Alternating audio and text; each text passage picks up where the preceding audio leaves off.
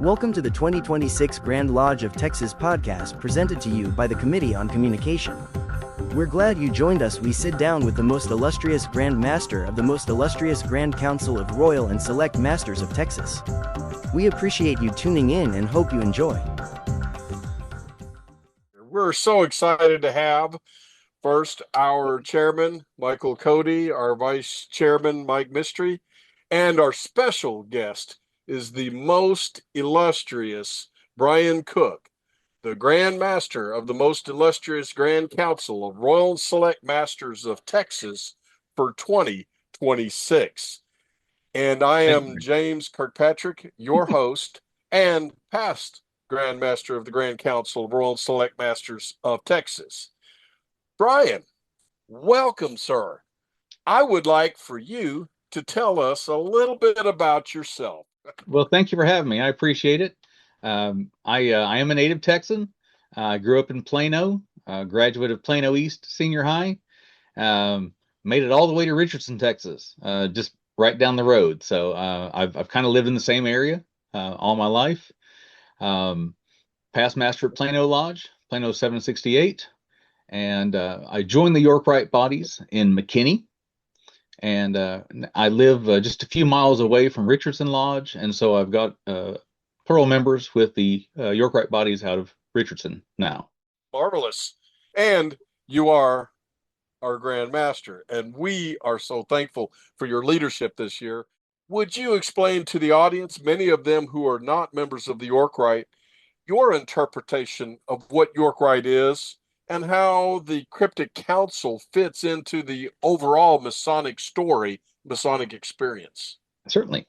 So the York Rite is very much a continuation of the Blue Lodge experience. Of course, the 3 degrees in the Blue Lodge, although they're amazing, each one, they don't quite tell the full story. There's a reason that the Royal Arch was considered the 4th or capstone degree for many years. The York Rite, it fills in a lot of gaps. It adds depth and breadth and symbolism and lessons that we just don't find in the Blue Lodge. The chapter degrees are so expansive in their scope. The Royal Arch degree is epic. And then we come to the council, and they become a little more personal, a little more profound. A little smaller scale, very poignant, where with the chapter degrees, we get the long lost word being discovered. The council degrees is about the preservation of that word, as well as all the other things that we hold to be sacred, and the efforts to preserve them for future generations. So the council, it is the degrees of preservation. I'm glad you emphasized that and focused on that. I've always known it to be the degree of preservation, and your explanation certainly sheds a little bit of light to the brethren, maybe whets their appetite. On that note, I would like to ask our vice chairman, Mike Mystery, to ask you a question. Welcome, most illustrious, to the podcast. Nice meeting you. To start it off with, I know York Rite helps quite a lot of Blue Lodges in strengthening them locally. But for our audience, what are some ways companions of Texas, around Texas, can help their local Blue Lodges getting stronger? Yeah, the chapters and councils, it really is just a step in the chain. Our Blue Lodges are the boots on the ground for so many places. We have so many more Blue Lodges than we do chapters and councils. And they're out there and they're doing so many good things in their community. The chapters and councils are able to assist really with any of the functions that the Blue Lodges do. They can come in, they can assist with the fundraising efforts, with the community service projects. They can do all these things. Plus, they're able to provide educational presentations and other insight that the Blue Lodge members may not have. And then beyond that, of course, we have our York Rite colleges. The colleges are designed to support the chapters, councils, and Blue Lodges in their area. And so oftentimes the members of the York Rite bodies, the chapters and councils, are the members of the York Rite colleges and are that liaison. They're the ones that can get them in touch with one another. And once again, the chapters and councils are often that bridge between the two. The chapters and councils often have shared members with the Blue Lodges, and so the chapters and councils, it's those members speaking up that let the chapters and councils know how they can help. Well, very nicely answered. Secondly, say if there's a master mason you run into an elevator and he's considering joining York Rite bodies, what would be your elevator pitch to him? The elevator pitch is tough because I'm pretty excited about the York Rite, so we may have to go up and down the elevator a few times. Those of us who are members of the York Rite, when we give that elevator pitch, the energy is there. It's visible. People can see our enthusiasm. One of the things that I mentioned, just had the opportunity to address the Grand Lodge of Texas, and one of the things that I mentioned was that membership in the Blue Lodge marks one as exceptional, but we're each able to choose to be select. And so I hope that my enthusiasm for the York Rite would show through. There's so much that could be said in an elevator speech that you really just hope that it does, as James said earlier, whet their appetite, encourage them to come and ask more, because I don't think that you can adequately cover it all. Well, it definitely Mike? sounds interesting, and I would hope you find somebody in that elevator to a very tall building. Yeah. Back to you, Brother James. That was nice questions, Mike. If I may, I want to know what led you to seek office in that Grand Council and tying that journey into your previous service into the council specifically. So, of course, we all have many opportunities to serve at the Blue Lodge, and that's our first opportunity for service. And for many people, it may be their only level at the local level. Getting the opportunity to serve with some committees, assisting with the credentials committee, checking in folks, meeting and speaking with all the companions who were coming to events was incredibly inspiring to me. And then in doing so, you really get a scope of who all is coming to these events and the significance and the enthusiasm of our statewide York Rite events. I did that with the commandery, I did that with council, and you get that desire, or maybe you've had that desire to serve, and then when you get that taste of serving at that level, it's easy to let it just build, right? The desire to serve is just an incredible thing, and everyone's got to figure out how they want to serve, what they want to do. I had an opportunity. A very illustrious James Kirkpatrick appointed me as a grand representative to the Grand Council of Utah. And that was a wonderful opportunity. And it was actually, it was several years before I made myself available. We were in Louisiana, and I said to James, I think I'm going to make myself available for the Grand Council. And he challenged me of, you think you are? And I had to come back with, I am. It won't be immediately, but I am.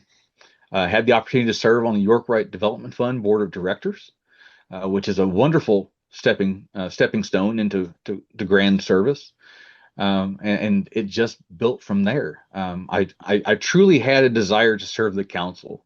In receiving the council degrees, the impact they made on me was immediate and significant, and so it was easy for me in deciding where my passions lied, to focus on the council.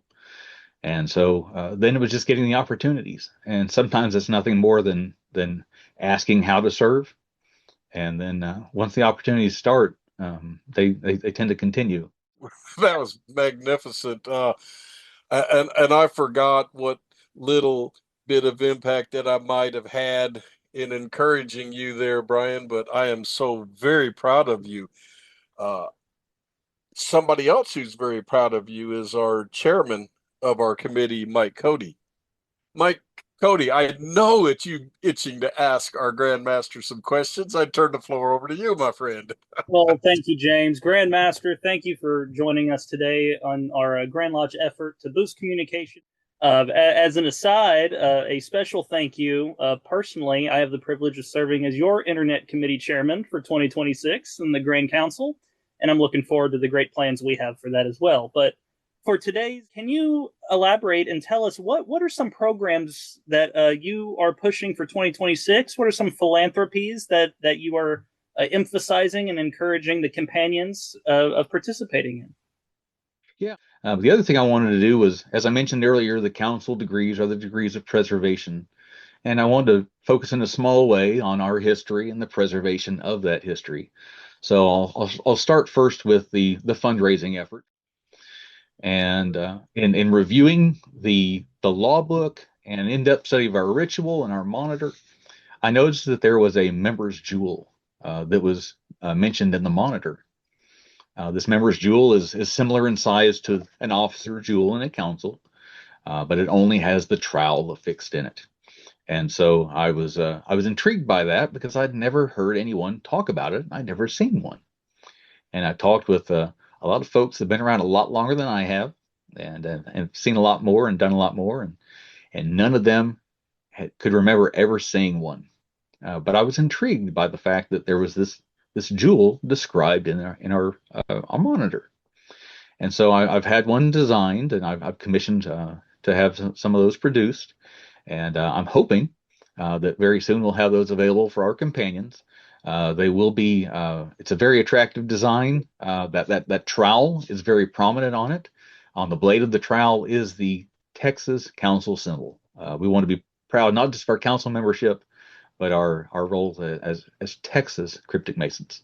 And so we'll have those available, and the proceeds from that will benefit the No Mason Left Behind program. And so there have been some great programs in the recent past, and hopefully this will be our next great program, our next great opportunity to raise some funds there.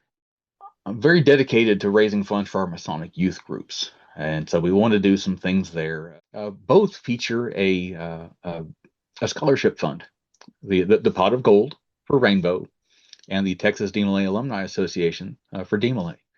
And so I certainly encourage all the councils to do that, as well as any individual companions who are interested. Then the Pot of Gold Foundation is such a wonderful scholarship opportunity for our Rainbow Girls. In addition, we're going to try to have a little bit of fun. So at Family Day this year, that'll be there in October at the TMRC as always. I'm happy to announce that myself and my deputy grandmaster, Dean Bryant, and my grand principal conductor of the work, Casey Maxwell, are all going to take a stint in the dunk tank. And so we are going to, during that time, all funds that are raised will go to benefit our Masonic youth groups. And then the other thing, we have a history and preservation committee, and we have 2 historical observances that we have planned.